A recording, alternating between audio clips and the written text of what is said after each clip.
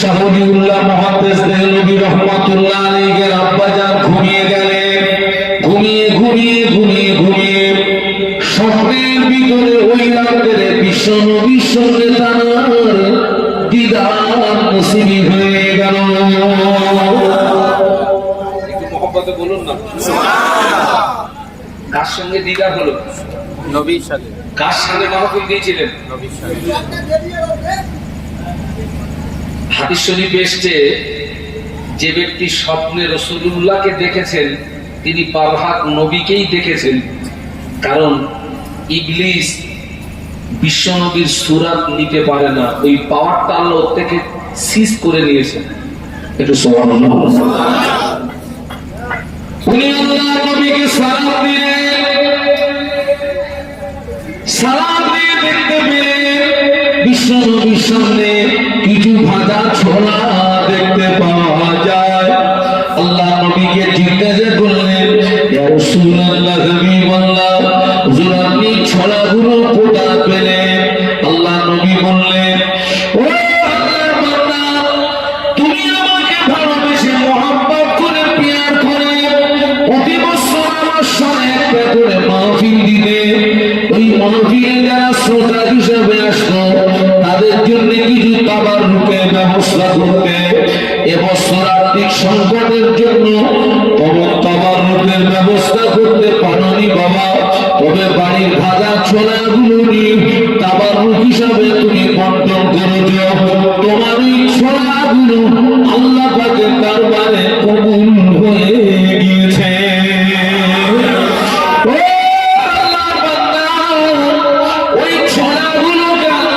কবুল করে নিয়ে মিসলে সূরা আল্লাহ পাক আমার কাছে পৌঁছে দিয়েছে।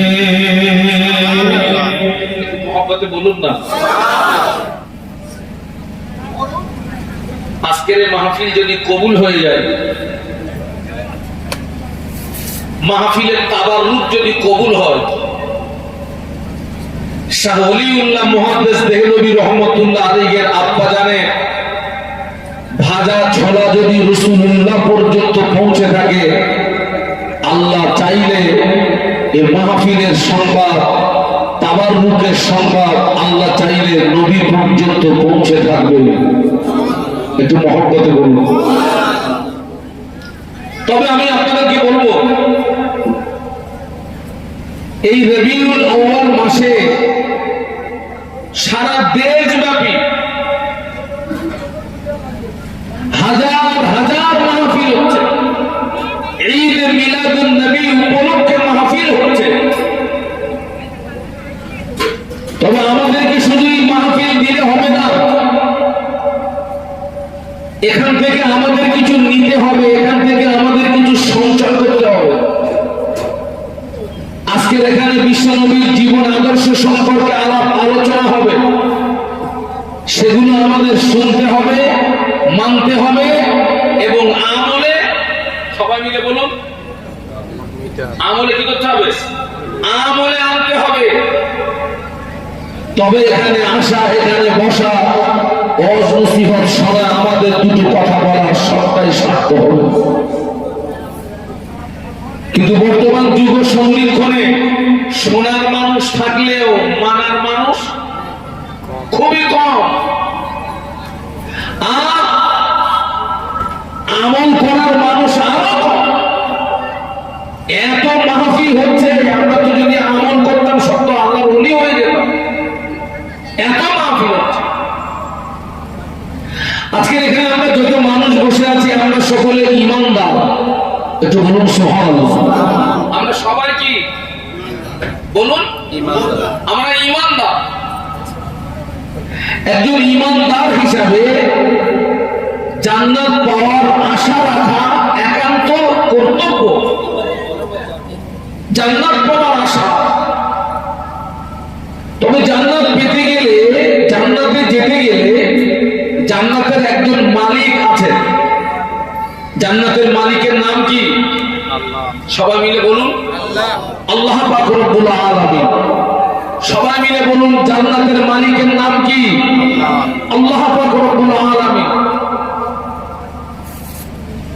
জান্নাত পেতে গেলে, জান্নাতে যেতে গেলে ওই জান্নাতের মালিকের সঙ্গে আমাদের সুসম্পর্ক তৈরি করার প্রয়োজন আছে না নেই? আপনার সঙ্গে যদি আমার সম্পর্ক না থাকে, আমি আপনার ঘরে ঢুকতে পারবো? আপনার সঙ্গে যদি আমার সুসম্পর্ক না থাকে, আপনি আমার জন্য ঘরের দরওয়াজা খুলবেন? তো জান্নাত পেতে গেলে, জান্নাতে যেতে গেলে জান্নাতের মালিকের সঙ্গে বান্দা হিসাবে সুসম্পর্ক তৈরি করার প্রয়োজন আছে। তবে আমরা সরাসরি কোনো মাধ্যম ব্যতীত, কোনো মাধ্যম ছাড়া জান্নাতের মালিক তথা আল্লাহ পাক রব্বুল আলামিনের সঙ্গে আমরা সম্পর্ক স্থাপন করতে পারবো না। আমার কথা বুঝতে পারছেন তো নাকি? জান্নাতের মালিকের সঙ্গে সম্পর্ক তৈরি করতে গেলে, জান্নাতের মালিককে পেতে গেলে একজন ব্যক্তিকে মাধ্যম ধরতে হবে। তিনি হচ্ছেন বিশ্বনবী মুহাম্মদুর রাসূলুল্লাহ। সকলে বলুন সাল্লাল্লাহু। নবীকে বাদ দিয়ে রব পাওয়া যাবে না, নবীকে বাদ দিয়ে রব পাওয়া যাবে না, নবীকে বাদ দিয়ে নাজাত পাওয়া যাবে না, নবীকে বাদ দিয়ে জান্নাত পাওয়া যাবে না। আল্লাহ পাক বিশ্ব নবীকে লক্ষ্য করে বললেন, কুল ইন কুনতুম তুহিব্বুনাল্লাহ ফাত্তাবিউনি ইউহিব্বুকুমুল্লাহ। সবাই বলুন তো আল্লাহু আকবার। আল্লাহু আকবার। আর একটু আওয়াজ তুলুন, আল্লাহু আকবার। আল্লাহ বললেন, ও আমার হাবিবে পিয়ারা, তুমি আমার বান্দা বান্দীদেরকে বলে দাও, ওরা যদি আমাকে পেতে চায়, আগে যেন ওরা তোমার তাবেদারি করে, আগে যেন ওরা তোমায় অনুসরণ করে, আগে যেন ওরা তোমায় ভালোবাসে। ও আমার হাবিবে পিয়ারা, আমার যে সমস্ত বান্দা বান্দী তোমার তাবেদারি করবে, তোমায় অনুসরণ করবে, তোমায় ভালোবাসবে, বিনিময়ে ইউহিব্বুকুমুল্লাহ, আমি আল্লাহ ওদেরকে ভালোবাসবো। শুধু ভালোবাসবো না, ওয়াগফির লাকুম যুনুবাকুম, আমি আল্লাহ পাক ওই সমস্ত বান্দা বান্দীদের উপরে খুশি হয়ে আমি আল্লাহ পাক ওদের জীবনের গুনাহগুলোকে মাফ করে দেব।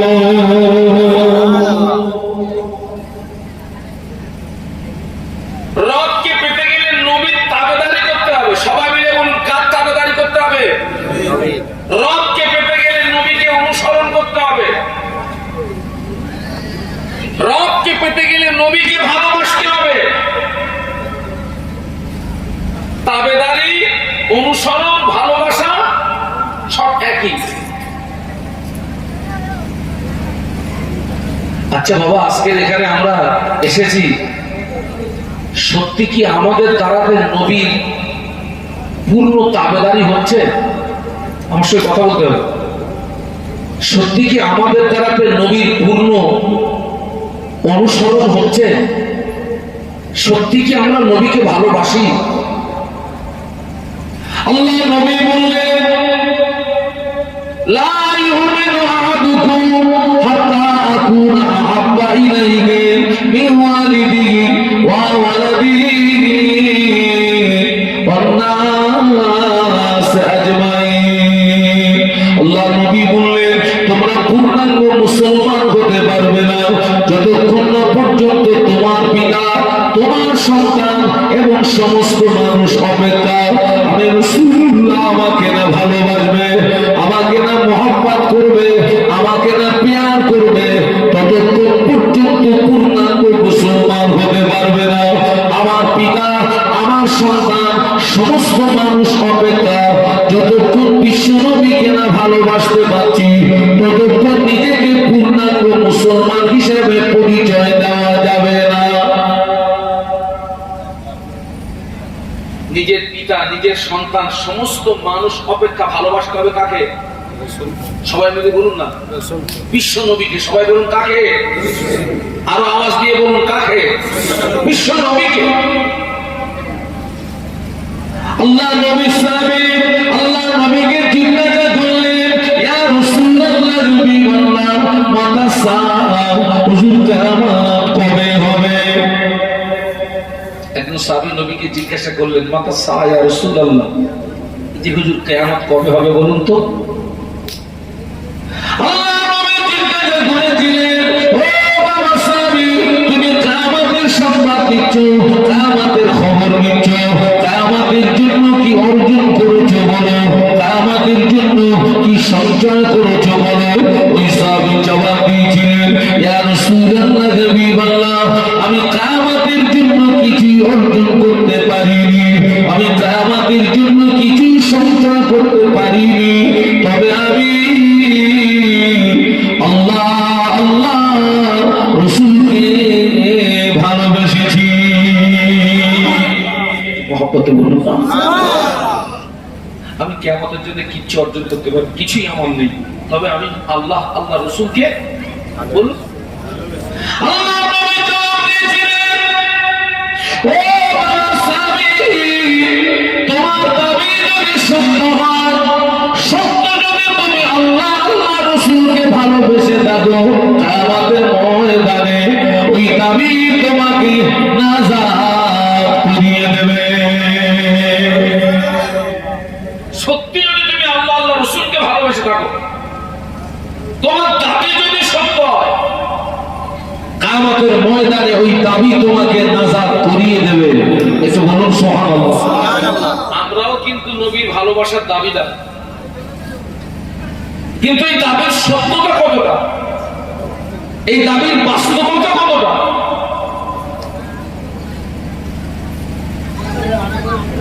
ইসলামের প্রথম যুদ্ধ হলো বদরের যুদ্ধ। কোনটা? বলুন না, বলুন না। বদর, বদর। ইসলামের দ্বিতীয় যুদ্ধ হচ্ছে উহুদের যুদ্ধ। ওই উহুদের ময়দানে কাফেরদের সঙ্গে মুসলমানদের লড়াই হলো।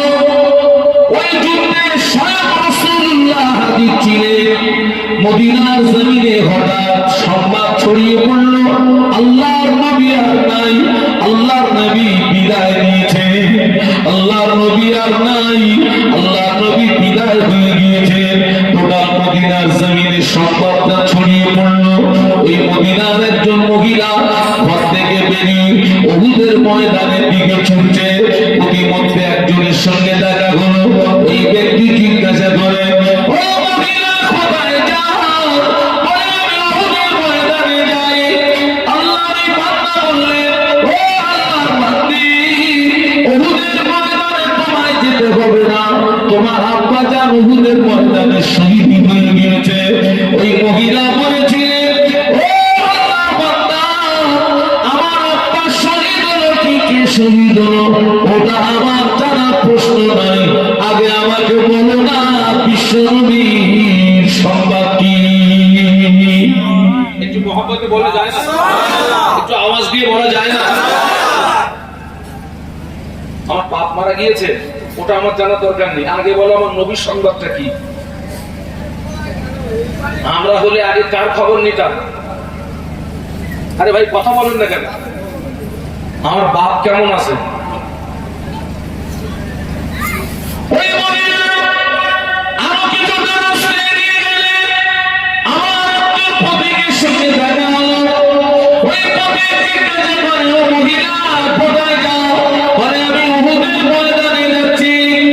আল্লাহর বান্দা বলেছিলেন, ও মহিলা, উহুদের ময়দানে তোমায় যেতে হবে না, ওই উহুদের যুদ্ধে তোমার স্বামী শহীদ হয়ে গিয়েছে।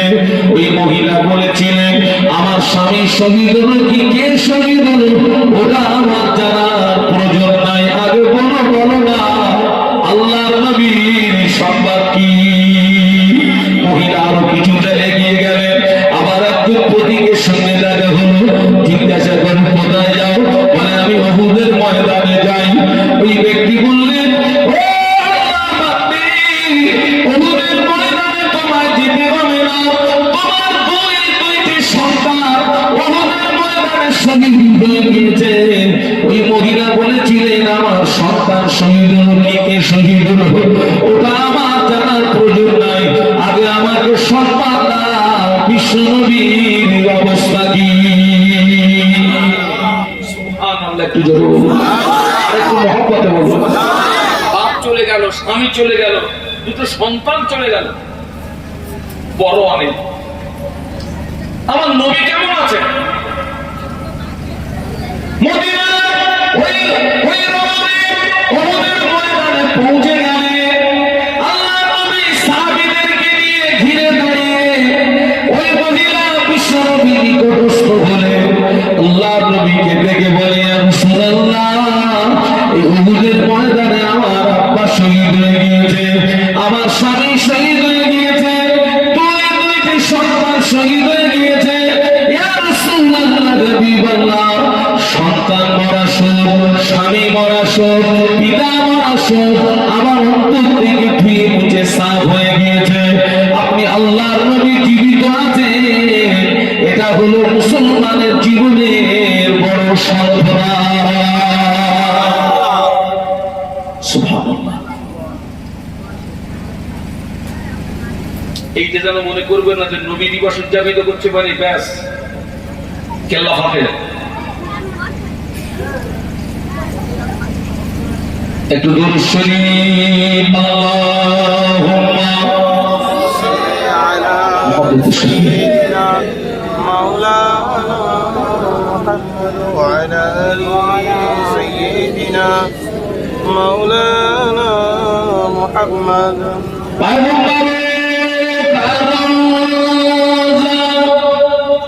দেখা দে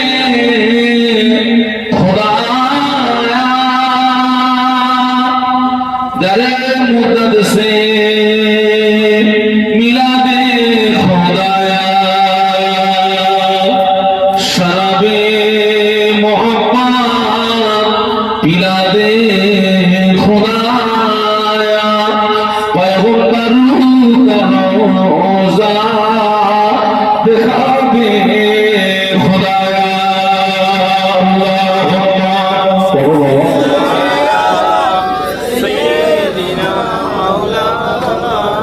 محمد وعلى آل سيدنا مولانا محمد।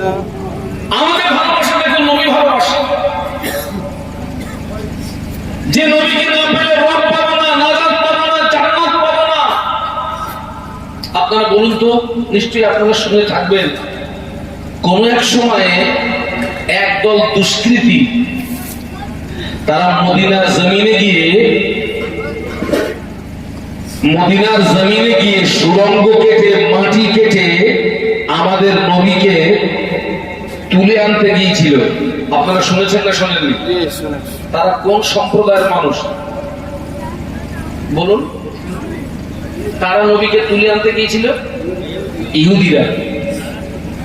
আল্লাহ পাক কোরআন শরীফের ভিতরে বলেছেন, ইয়া আইয়ুহাল্লাযীনা আমানু লা তাত্তাখিযুল ইয়াহুদা ওয়ান নাসারা আউলিয়া। আল্লাহ বললেন, হে বিশ্বের ঈমানদার সম্প্রদায়, খবরদার তোমরা যেন ইহুদি নাসারাদের সঙ্গে বন্ধুত্ব স্থাপন করবে না, কারণ ওরা একে অপরের বন্ধু। ইহুদি নাসারা ওরা একে অপরের কি বন্ধু। আচ্ছা বাবা, যারা আমাদের নবীকে কবর শরীফ থেকে তুলে আনার চক্রান্ত করলো, ওদের কাজ ছিল আমাদের নবীকে কবর শরীফ থেকে তুলে নিয়ে তামাম পৃথিবীর মুসলমানদের ধোঁকা দিয়ে বোকা বানানো। যারা আমাদের নবীকে কবর থেকে তুলে এনে তামাম পৃথিবীর মুসলমানদের ধোঁকা দিয়ে বোকা বানানোর চেষ্টা করলো, ওরা কি আমাদের বন্ধু না আমাদের দুশমন? সবাই মিলে বলুন। যারা আমাদের নবীকে আনতে গেল তারা তো আমাদের দুশমন। কিন্তু আমি আপনাদেরকে প্রমাণ করিয়ে দেবো, আমরা এক শ্রেণীর মানুষ তাদেরকে বন্ধু বানিয়েছি।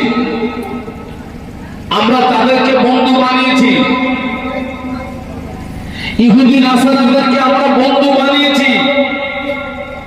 আজকে নবীর আদর্শ ভালো লাগে না, নবীর সুন্নাত আমাদের এক শ্রেণীর মুসলমানের কাছে পছন্দের নয়, বরং যারা নবীকে তুলে আনতে গেল, যারা নবীর দুশমন, ইসলামের দুশমন, কোরআনের দুশমন, আজকে তাদের নোংরা নীতি আমাদের ভিতরে বিদ্যমান।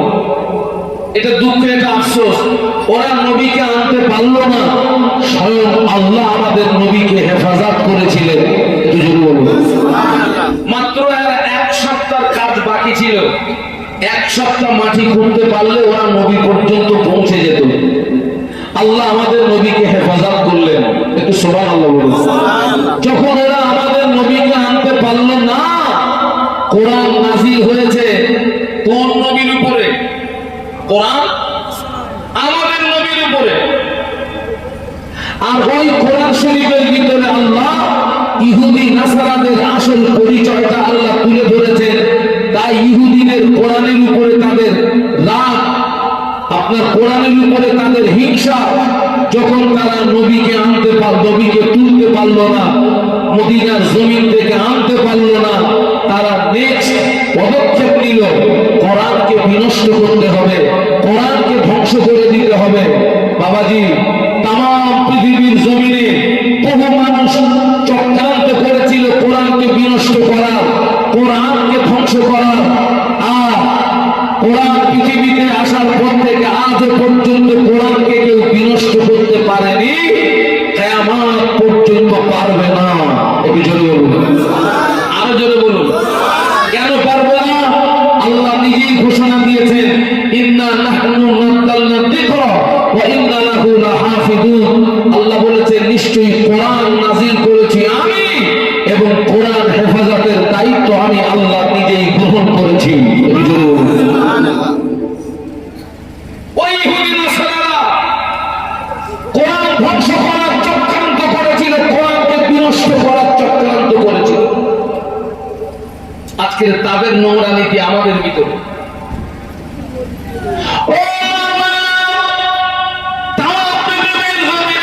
কোরআন শরীফ, সব কোরআন শরীফ গুলোকে নিয়ে আজকে রাতে যদি আটলান্টিক মহাসাগরে ডুবিয়ে দেওয়া হয়, তামাম পৃথিবীর জমিনে যত কোরআন শরীফ, সব কোরআন শরীফ গুলোকে নিয়ে আজকে রাতে যদি পুড়িয়ে ছাই করে দেওয়া হয়, আল্লাহর নামে শপথ করে বলছি, আগামীকাল পূর্ব দিক দিয়ে সূর্য ওঠার আগে আবার নতুন কোরআন জন্ম নেবে।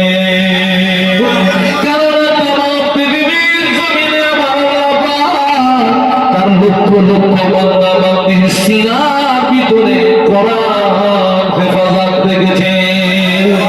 একটা 9 থেকে 10 বছরের হাফেজ কোরআনকে জানে না ঘুরিয়ে দেবে, 6 থেকে 8 ঘন্টা সময় দেবে। ওই ছেলেটা এক জায়গায় দাঁড়িয়ে দাঁড়িয়ে দাঁড়িয়ে দাঁড়িয়ে সূরা ফাতিহা থেকে মিনাল জিন্নাতি ওয়ান নাস, এক জায়গায় দাঁড়িয়ে দাঁড়িয়ে দাঁড়িয়ে দাঁড়িয়ে গোটা 30 পারা কোরআন তেলাওয়াত করে দেবে। একটু মহব্বতে বলুন সুবহানাল্লাহ, একটু আওয়াজ দিয়ে বলুন সুবহানাল্লাহ। ও ছেলেরা, ও যুবকেরা, যারা তোমাদের নবীকে মদিনার জমিন থেকে তুলে এনে তাম বিশ্বের মুসলমানদেরকে ধোঁকা দিয়ে বোকা বানানোর চেষ্টা করলো, যারা কোরআনকে বিনষ্ট করার চক্রান্ত করেছিল, আজ লক্ষ্য করুন, প্যালেস্টাইনের জমিনে বিগত 2 বছর ধরে আমার হাজার হাজার মাকে শহীদ করে দিয়েছে, হাজার হাজার বোনকে শহীদ করে দিয়েছে, হাজার হাজার ভাইকে শহীদ করে দিয়েছে। তারা বলুন তারা কারা? ও তো সেই গোষ্ঠী, ও তো সেই গোষ্ঠী। ইহুদিদের সারা জীবনের কাজ হচ্ছে মুসলমানদেরকে মারো, মসজিদ উড়িয়ে দাও, মাদ্রাসা গুড়িয়ে দাও।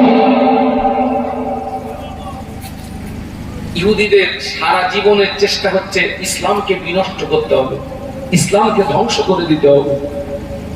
কিন্তু আজও পর্যন্ত কেউ ইসলামের আলোকে নিভাতে পারেনি, কিয়ামত পর্যন্ত পারবে না। একটু জোরে বলুন। তামাম পৃথিবীর জমিনে বহু ধর্ম আছে ছেলেরা, তামাম পৃথিবীর জমিনে বহু ধর্ম আছে। আমি এখানে কোন ধর্মকে ছোট করতে আসিনি, তবে আল্লাহ পাকের কাছে একটি ধর্ম পছন্দ, আল্লাহ পাকের কাছে একটি ধর্ম মনোনীত, সেই ধর্মের নাম হচ্ছে ইন্না দীনা ইনদাল্লাহিল ইসলাম। এটা জোরে বলুন। আর একটু মহব্বতের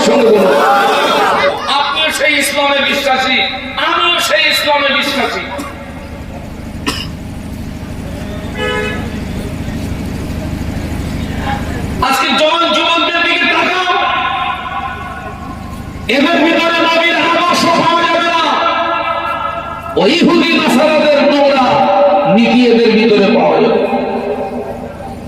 আল্লাহ নবী ১৩,০০০ বছর আগে নূরের জবানে বলে গেলেন, মান তাশাব্বাহা বিকওমিন ফাহুয়া মিনহুম। আল্লাহ নবী বললেন, পৃথিবীর জমিনে যে কওমের সঙ্গে আপনার ভালোবাসা থাকবে, কিয়ামতের ময়দানে ওই কওমের সঙ্গে তার হাসর নাসর হবে। তোমার আচার-আচরণ, তোমার চাল-চলন, তোমার কথাবার্তা, তোমার পোশাক আদি যদি ইহুদি নাসারার মতো হয়, কিয়ামতের ময়দানে ওই ইহুদি নাসারার সঙ্গে তোমার হাসর হবে।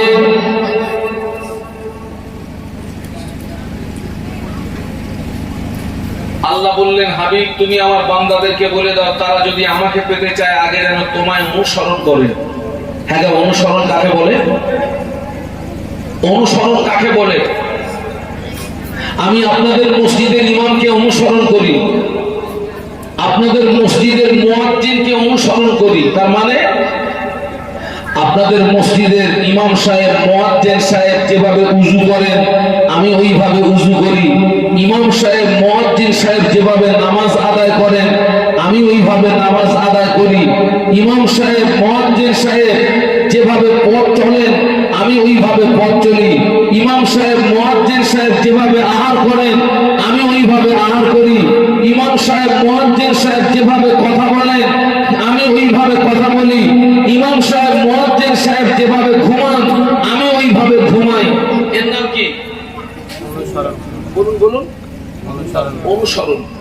তার মানে আমাদের প্রত্যেকটা কাজ যেন নবীর মতো হয়।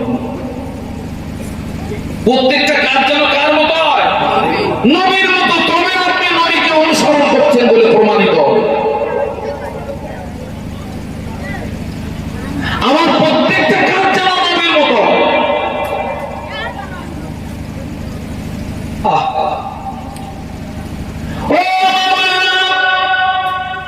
ইহুদিরা দাঁড়িয়ে দাঁড়িয়ে পেশাব করে, ইহুদিরা পেশাব করে পানি নেয় না। এই সমাজে একদল মুসলমান আছে, ওরা দাঁড়িয়ে দাঁড়িয়ে পেশাব করে, পেশাব করে পানি নেয় না। ইহুদিরাও দাঁড়িয়ে পেশাব করে, তুমিও দাঁড়িয়ে পেশাব করো। ইহুদিরা পেশাব করে পানি নেয় না, নাসারারা পেশাব করে পানি নেয় না, তুমিও পেশাব করে পানি নাও না। ইহুদি নাসারা তোমার ভিতরে কি কোনো পার্থক্য থাকলো নাকি? বলুন না, কথা বলুন না। থাকলো? আমার নবী আমাকে শিখিয়েছেন ইস্তিনজা করলে কি নিতে হবে? পানি। একটু বলুন, কথা বলুন। পানি নিতে হবে। পানি না পেলে রাস্তা আছে না নেই? আল্লাহ জমিন পাক মাটি দিয়ে কুলুপ করলো। আজকে দুঃখ আফসোস, আপনারা দেখেছেন কিনা আমি জানি না, অনেক মুসলমানের ছেলে দাঁড়িয়ে দাঁড়িয়ে পেশাব করে। এই আজকেরে আমি আসছি, আজকেরে আমি এক জায়গাতে এসার নামাজ পড়লাম, একেবারে রাস্তার পাশে আমি এক জায়গাতে এসার নামাজ পড়বো। আমার ড্রাইভারকে গাড়ি রাখতে বললাম, আপনার রাস্তার এক পাশে মসজিদ আর এক পাশে বাথরুম, এক পাশে মসজিদ আর এক পাশে বাথরুম। কি হচ্ছে রে বাবা? এক পাশে মসজিদ আর এক পাশে বাথরুম। তো আমি সেই বাথরুমে গেলাম ইস্তেঞ্জা করব। তো আমি দেখছি পানি নেই। তো আমি পানি আনতে গেছি, গিয়ে দেখি বাবা আপনার পেশাবখানে দেখা যাচ্ছে 4-5টা এক লাইন। তো দেখলাম শেষ লাইনে গেল, সুদের চেনটা খুললো, একেবারে যা করার তাই করলো। কি করলো খোদাই জানে, সোজা বেরিয়ে গেল। মুসলমান ছেলে তুই, আল্লাহ বলে যায়, মান তামাসসাকা বিসুন্নতি ইন্না ফাসাদি উম্মতি ফালাহু আজরুন মিয়াতি শাহীদ। আল্লাহ নবী বললেন, আখির জামানায় আমি রাসূলুল্লাহ আমার যে সমস্ত সুন্নাতগুলো হারিয়ে যাবে, আমার যে সমস্ত সুন্নাতগুলো বিলুপ্ত হয়ে যাবে, আমার কোন উম্মতি ওই রকম একটা হারিয়ে যাওয়া সুন্নাতের উপরে যদি আমল করতে পারে হারিয়ে যাওয়া সুন্নাতকে যদি জিন্দা করতে পারে আল্লাহ পাক ওই ব্যক্তির নামায় আমলে আমার আল্লাহ 100 শহীদের সওয়াব দিয়ে দেবে। ছেলেরা একটু জোরে বল না। আপনাদের আমি কি উপকার করছি না ক্ষতি করছি? হ্যাঁ, আমি কিন্তু উদর পিন্ডি গুদর ঘাড়ে লাগানোর ছেলে না বাবা। আম গাছের ছাল জাম গাছে। আল্লাহ নবী বললেন আখিরে জমানায় আমার যে সমস্ত সুন্নাত গুলো বিলুপ্ত হয়ে যাবে, হারিয়ে যাবে, এইরকম একটা সুন্নাতকে কেউ যদি আমলে আনতে পারে তথা জিন্দা করতে পারে আল্লাহ ওই ব্যক্তির নামায় আমলে 100 শহীদের সওয়াব দিয়ে দেবে।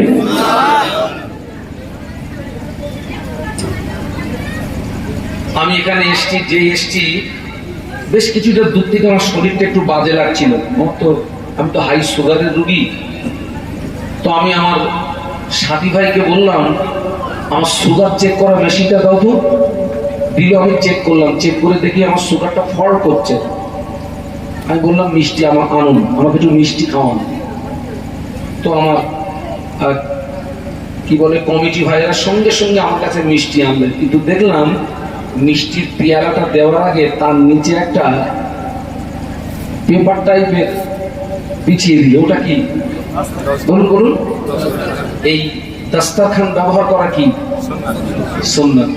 আমি আজকের এই কমিটিদেরকে বলছি, সব জায়গায় তো দেখছি কমিটির ছেলেরা আমাদের যখন কিছু দেয় তখন দাস্তারখান বিছিয়ে দেয়, কিন্তু মনে মনে হাসি, আলহামদুলিল্লাহ তোর হুজুররা এই আমলগুলো করে, তোরা এই আমলগুলো কষ্ট।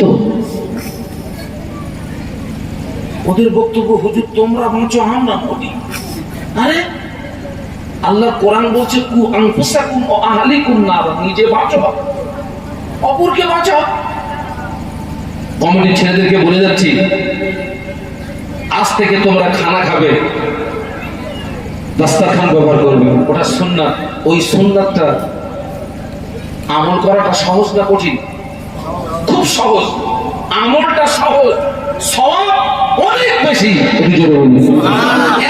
100 শহীদের সওয়াব পাবে। মহব্বতে বলুন না, 100 শহীদের সওয়াব পাবে। খাওয়ার সময় সুন্নাত তরিকায় বসবে, মাথায় টুপি লাগাবে, বিসমিল্লাহ বলে দোয়া পড়ে খাবে, মাঝে মাঝে দোয়া পড়বে, খাওয়ার শেষে দোয়া পড়বে, খাওয়ার শেষে পেয়ালাটাকে চেটে পুচে খাবে। এসব কি সুন্নাত। বাথরুমে যখন যাবে আগে বাম পা চালাবে, যখন বার হবে আগে ডান পা বার করবে, যাওয়ার সময় দোয়া, বার হয়ে দোয়া। মসজিদে যখন যাবে, মসজিদে যখন প্রবেশ করবে আগে ডান পা দেবে, দোয়া পড়বে। মসজিদ থেকে যখন বার হবে আগে বাম পা লাগাবে, দোয়া পড়বে। কে শিখিয়েছেন আমাদের? কে শিখিয়েছেন? বলুন বিশ্ব নবী। কে শিখিয়েছেন? আরো আওয়াজ দিয়ে বলুন কে শিখিয়েছেন? এটাই হচ্ছে নবীকে পাওয়ার রাস্তা, এটা হচ্ছে আল্লাহ পাওয়ার রাস্তা। ছোট্ট ছোট্ট আমল সব অনেক অনেক বড়। 100 শহীদের সব মানে কি জানেন? আচ্ছা ভাই আপনাদেরকে জিজ্ঞাসা করি, আমাদের কি মন চায় না নবী যে জান্নাতে থাকবে আমিও যেন ওই একই জান্নাতে থাকতে পারি? একটু মন চায় না? চায় না? কার কার চায় আমাকে একটু 2 হাত তুলে দেখান তো। কার কার চায়? বাবারে কেউ তো বাদ নেই। হ্যাঁ, হাত নামান। হাত তুললে হবে না। আল্লাহ নবী বললেন মান আব্বা সুন্নতি ফাকাদ আব্বানি ওয়া মান আব্বানি কানা মাই ফিল জান্নাহ। আল্লাহ নবী বললেন মান আব্বা সুন্নতি, যে আমার সুন্নাতকে ভালোবাসলো, ফাকাদ আব্বানি, ওই ব্যক্তি আমি রাসূলুল্লাহ আমাকে ভালোবাসলো। ওয়া মান আব্বানি, যে ব্যক্তি আমি রাসূলুল্লাহ আমাকে ভালোবাসলো, আমি আল্লাহ নবী বলছি কানা মাই ফিল জান্নাহ, ওই ব্যক্তি আর আমি রাসূলুল্লাহ জান্নাতের ভিতরে পাশাপাশি থাকবো। মহব্বতে বলুন যে আমার সুন্নাতকে ভালোবাসলো। আল্লাহ নবী বলছেন যে আমার সুন্নাতকে ভালোবাসলো ও আমাকে বলুন ভালোবাসলো। আর যে আমাকে ভালোবাসলো সে আমার সঙ্গেই কোথায় থাকবে? জান্নাতে। একটু সুবহানাল্লাহ। ও ছেলেরা, ও যুবকেরা, এই জওয়ানেরা, আমার দিকে তাকাও, এই কচি কচি, আমার দিকে তাকাও। আল্লাহ নবীর কোনো গোনা ছিল আগে পরে? না। প্রত্যেকটা নবী হচ্ছে বেগুনা মাসুম। সুবহানাল্লাহ, কত বলেন না, সব নবীরা বেগুনা, নবীদের কোনো গোনা নাই। সুবহানাল্লাহ। আচ্ছা, কোন নবী নামাজ বাদ দিয়ে শুধু খেয়েছেন আর শুয়েছেন? বলুন বলুন বলুন। না, আমাদের নবী বেগুনা মাসুম, এত অসুস্থ, উঠে দাঁড়াবার মতো ক্ষমতা নেই। সাহাবীদের দুইজন সাহাবীকে ডাকলেন, সাহাবীদের কাঁধের উপরে ভর করে মসজিদে আসলেন, বসে বসে সাহাবীদেরকে নিয়ে নামাজের ইমামতি করলেন। আমার আফসোস, আমরা নবীর ভালোবাসার দাবিদার, আর আমরা নবীর সামনে মাহফিল দিই, সেই মাহফিলে চাঁদাও দেই, মাহফিলে অংশগ্রহণ করি, কিন্তু এখনো পর্যন্ত নবীর একদল উম্মতি শ্রেষ্ঠ ইবাদত নামাজ থেকে দূরে আছে না নাই? এটাই দুঃখ, এটাই আফসোস, এটাই দুঃখ, এটাই আফসোস। আর কবে পরিবর্তন হবো? আর কবে ভালো হবো?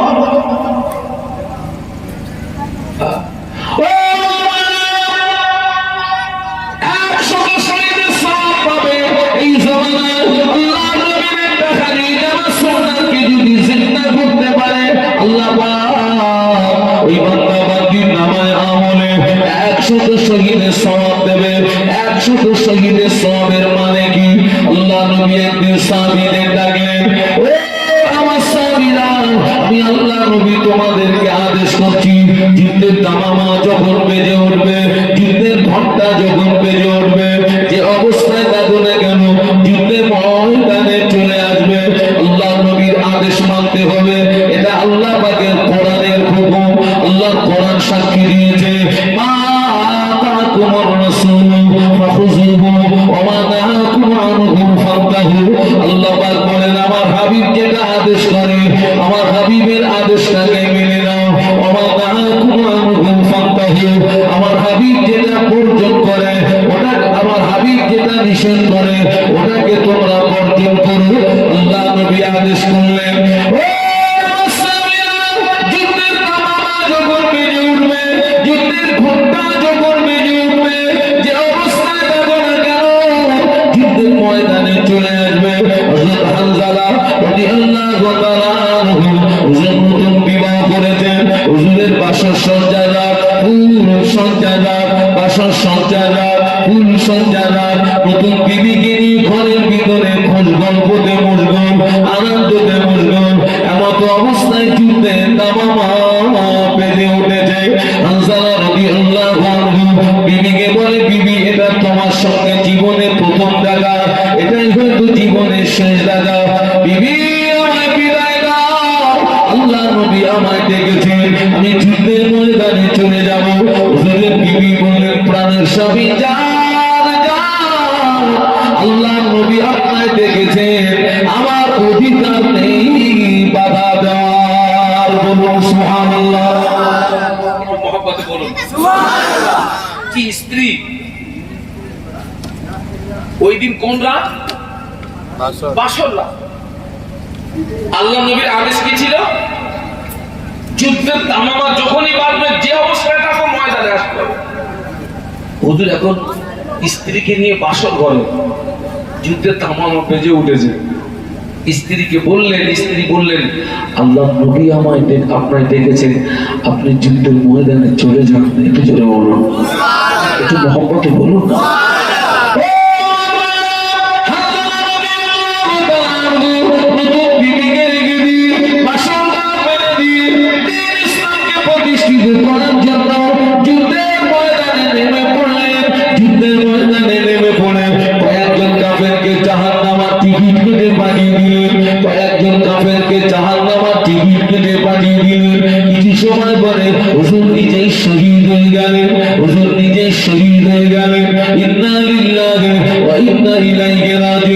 যুদ্ধ শেষ হয়ে গেল। আল্লাহ নবী সাহাবীদের ডাকলেন,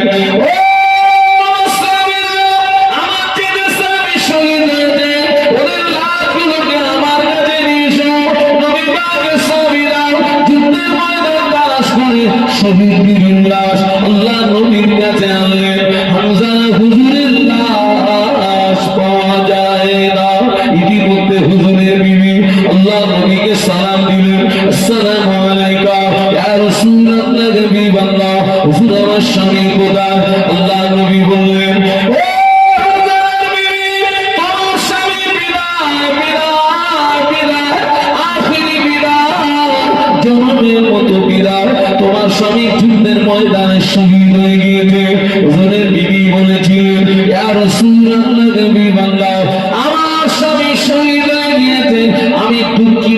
বড় আনন্দিত, কেননা আমি কিয়ামতের দিন আমি শহীদের বিবি হয়ে উঠব। আপনারা ওদিকে কি দেখছেন বলুন তো? ভাই ওদিকে কি দেখছেন? আমি কিন্তু নেমে যাবো বলো। আমি এখানে কিন্তু পাপাও মারতে আসিনি, এখানে সোজা নেমে চলে যাবে একদম।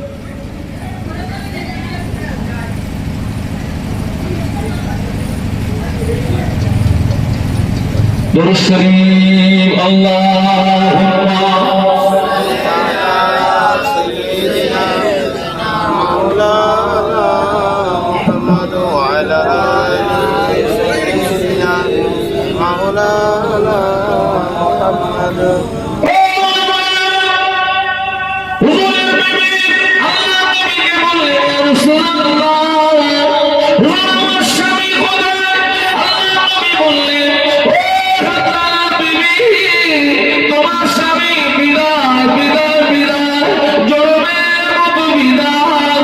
তোমার স্বামী যুদ্ধের ময়দানে শহীদ হয়ে গিয়েছে।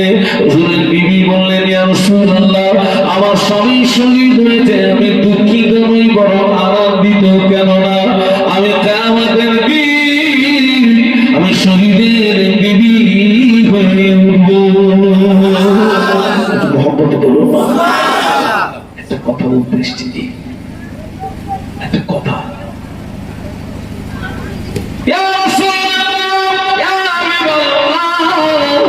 আমি জানি শহীদদের লাশ গোসল দেওয়া হয় না। সুবহানাল্লাহ বলেন না। যারা দিনের রাস্তায় শহীদ হয়, শহীদদের লাশের গোসল, কাপড়ের কাপড় ওটাও লাগে না। বিনা গোসলে, বিনা কাপড়ের কাপড়ের শহীদ দিগকে কবরস্থ করা হয়। কিয়ামতের ময়দানে শহীদদের রক্তমাখা ক্ষত বিক্ষত চেহারা নিয়ে উঠবে। আল্লাহ জিজ্ঞাসা করবেন, এই তোদের তোদের কি অবস্থা কেন বলতো?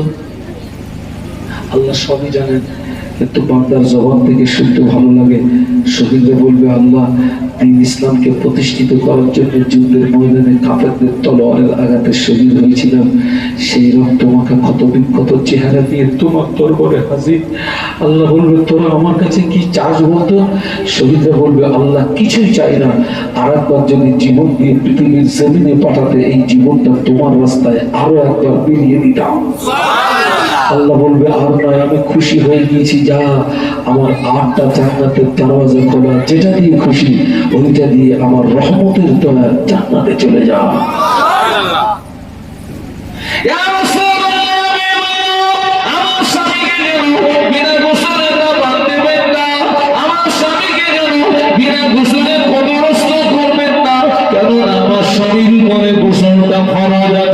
আমার স্বামীর উপরে গোসলটা ফরজ আছে। আল্লাহ নবী সাহাবীদের ডাকলেন, ও সাহাবীরা, যুদ্ধের ময়দান চিরনে তালাশ করো, আল্লাহর লাশটাকে নিয়ে এসো। নবী পাকের সাহাবীরা যুদ্ধের ময়দান চিরনে তালাশ করে, হামজার হুজুরের লাশ পাওয়া যায় না।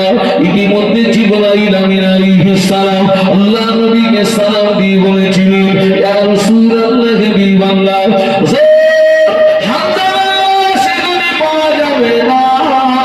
আল্লাহ পাক হামজার উপরে খুশি হয়ে গিয়েছেন। আল্লাহ পাক হামজার উপরে রাজি হয়ে গিয়েছেন। আল্লাহ পাক হামজার উপরে খুশি হয়ে রাজি হয়ে ফেরেশতা মারফত হামজার লাশটাকে জমিন থেকে উঠিয়ে নিয়ে আসমানে নিয়ে গিয়ে হাওয়াতে কাউসারের পানি দিয়ে গোসল দিচ্ছে। আল্লাহ নবী বললেন, ও আল্লাহর বিবি, তোমার নসিব বড় খুশনসিব, তোমার স্বামীকে পৃথিবীর কোন মানুষ গোসল দেয় না। আল্লাহ নূরের তৈরি ফেরেশতারা, নূরের তৈরি ফেরেশতারা তোমার স্বামীর লাশটাকে আসমানে নিয়ে গিয়ে হাওয়াতে কাউসারের পানি দিয়ে গোসল দিচ্ছে।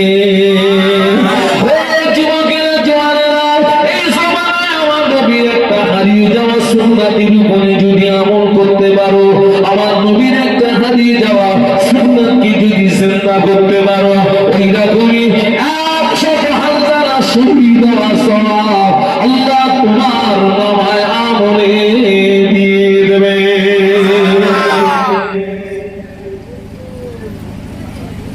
একটু একটু করে আমল করবেন, আল্লাহ পাকের রহমত হবে।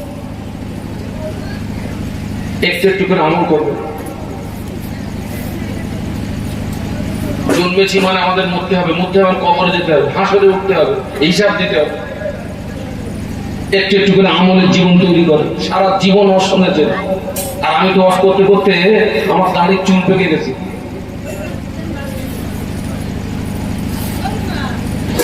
আল্লাহ আমাদেরকে হেদায়েত নসিব করুন, আল্লাহুম্মা বলুন আল্লাহুম্মা আমিন। ও ছেলেরা, যুবকেরা, আজকে আমরা দিন পেয়েছি, ইসলাম পেয়েছি, কোরআন পেয়েছি, হাদিস পেয়েছি, মসজিদ পেয়েছি, মাদ্রাসা পেয়েছি, মাহফিল ওয়াজ পেয়েছি। এর জন্য আমার নবীকে কষ্ট স্বীকার করতে হয়েছে না হয়নি? একটু বলুন। আমার নবীকে মার খেতে হয়েছে না হয়নি?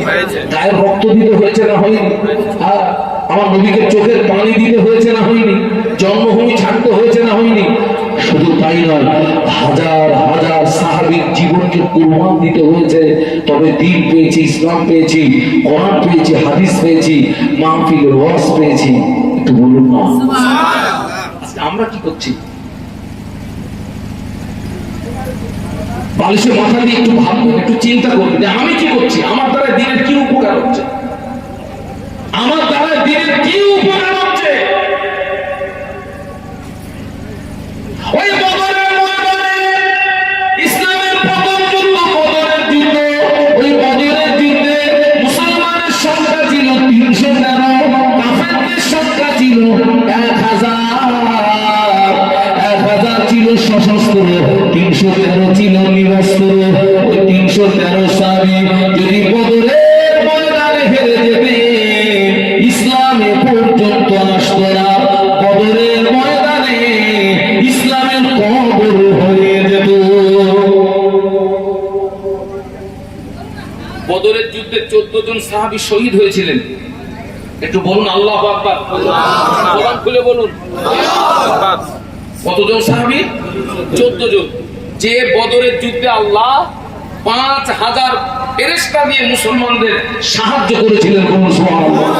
5000 ফেরেশতা দিয়ে সাহায্য করার পরেও 14 জন সাহাবীকে জীবন দিতে হয়েছিল। আর সাহাবীদের রক্তের বিনিময়ে আমরা ইসলাম পেয়েছি। আমরা কি করছি? কি মনে করেছেন শুধু নবী দিবস করলেই হয়ে গেল?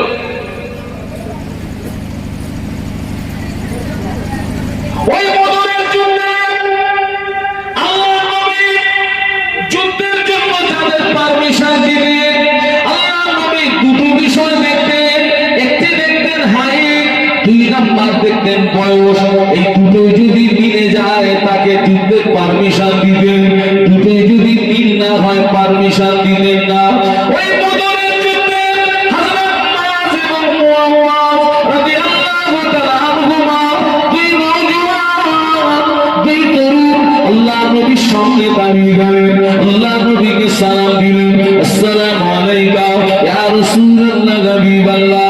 হুজুর আমাদের সামনে দিয়ে আমাদের বাপ চাচারা সব যুদ্ধের ময়দানে চলে গেল। হুজুর আপনি আমাদের অনুমতি দিন, আমরা যুদ্ধে যাব, শহীদ হব। বলুন সুবহানাল্লাহ। হুজুর আমাদের সামনে দিয়ে আমাদের বাপ চাচারা সব যুদ্ধের ময়দানে চলে গেল, আমাদের যাওয়া হলো না। আপনি আমাদের অনুমতি দিন, আমরা যুদ্ধে যাব, শহীদ হব। আল্লাহ নবী বললেন, আমি কি করে তোমাদের অনুমতি দিই? তোমাদের বয়সটা বড় কাঁচা, 2 তরুণকে যারে যান। হুজুর আপনি আমাদের অনুমতি দিন, আমরা যুদ্ধে যাব, শহীদ হব। আল্লাহ নবী বললেন, বেশ, তোমরা 2 জন কুস্তি লড়ো, তোমরা 2 জন কুস্তি লড়ো। যে জিতে যাবে পারমিশন পেয়ে যাবে, যে হেরে যাবে পারমিশন পাবে না। মাছ বড়, মহব্বত ছোট, মাছ বড়, মহব্বত ছোট। মাছের কানে কানে বলে, ভাই তুই তো আমাকে আর ধাক্কা ফেলে দিবি ভাই। আল্লাহর নামে শপথ করে বলছি, দ্বিতীয়বার আমি যখন তোকে ধরবো তুই ইচ্ছা করে পড়ে যাবি, তা না হলে আমি যুদ্ধের পারমিশন পাবো না।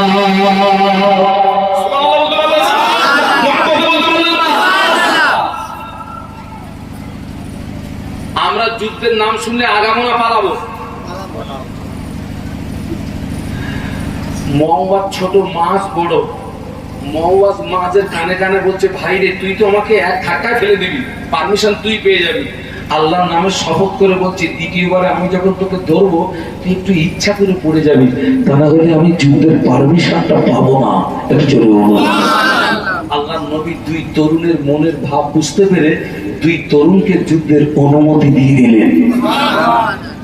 সারা জীবন শুনেছেন, বলুন তো আল্লাহর নবীর সবচেয়ে বড় জানের দুশমন কে ছিল?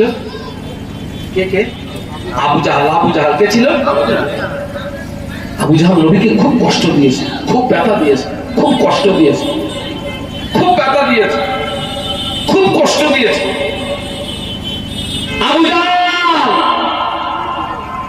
আমার নবীকে ব্যথা দিয়েছে, কষ্ট দিয়েছে, স্বস্তিতে থাকতে দেয়নি শয়তান।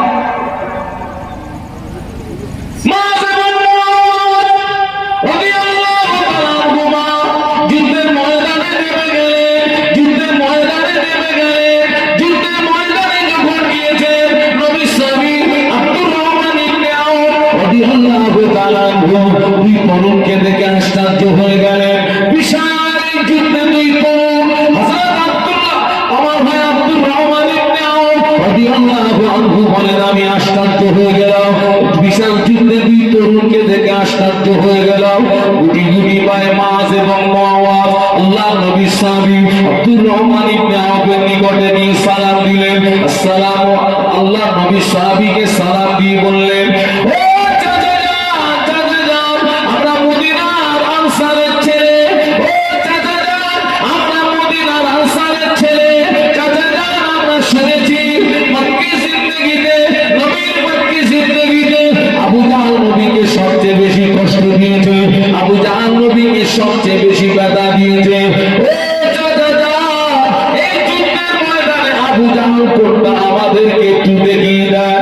ও চাচা যান, আমরা বাড়ি থেকে নিয়াত করে এসেছি, হয় আবু জাহালকে মারবো, তা না হলে আমরা মরবো, হয় আবু জাহালকে মারবো, তা না হলে আমরা মরবো। যুদ্ধের ময়দান ছেড়ে পালাবো না।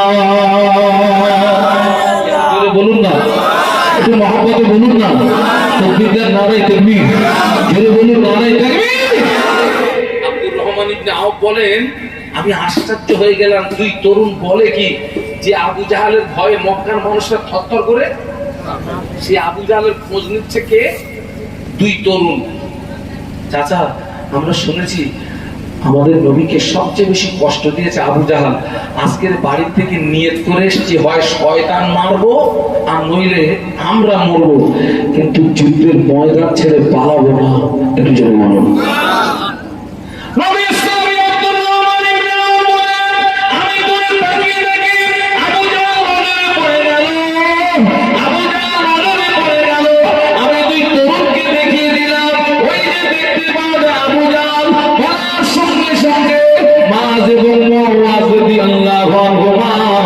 সিংহের মতো গর্জন করে ছুটে গিয়ে আবু জাহালকে ঘিরে ফেলেছে।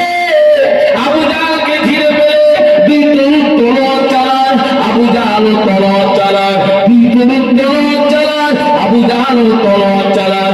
আব্দুর রহমান ইবনে আওফ বলেন, আমি দেখতে পেলাম এমন অবস্থায় আবু জাহাল হযরত মাঝের বাম হাতে একটা আঘাত করলো, তলোয়ারের আঘাত।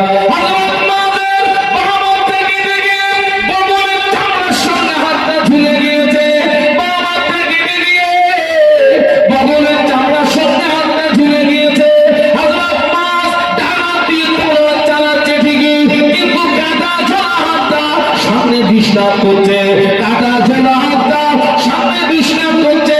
আব্দুর রহমান ইবনে আওফ বলেন, আমি দেখতে পেলাম হযরত মাস নিজের কাটা ছেলা হাতটা নিজের পায়ের নিচে চাপ দিয়ে আল্লাহু আকবার বলে একটা হুঙ্কার দিয়ে নিজের হাত দিয়ে ছুঁয়ে ফেলে দিয়ে তারাতে তলোয়ার দিয়ে আবু জাহালকে জাহান্নামে টিকি কেটে বানিয়ে দিয়েছে। আর একটু জোরে বলো, আর একটু জোরে বলো। এই যুবকেরা আসমানে কত মানুষ নবীকে আক্রমণ করছে, নবীর চরিত্র নিয়ে কথা বলছে, নবীর কার্টুন তৈরি করে অপমান করার চেষ্টা করছে। এই জমানায় নবীর ইজ্জত সম্মান রক্ষা রাখতে জন্য এইরকম মাহফিল দিয়ে সেখানে নবীর জীবন আদর্শ আলোচনা হবে, আমরা শুনবো, তার উপরে আমাদের আমল করতে হবে। এরকম মাহফিল শুধু একটা হলে হবে না, হাজার হাজার মাহফিলের দরকার, হাজার হাজার আলেমের দরকার। কোরআন হাদিসের কথা হবে, ইসলামের আসির কথা হবে, সরাসরিয়াতের কথা হবে, নবীর জীবন আদর্শ সম্পর্কে কথা হবে। আমাদের জ্ঞান হবে, আমরা তার উপরে আমল করব। তাই আমি আপনাদেরকে বলতে যাচ্ছি, ওই মাঝ এবং মুআওয়াজের উত্তরসূরি আমরা, ওই মাঝ এবং মুআওয়াজের উত্তরসূরি আমরা।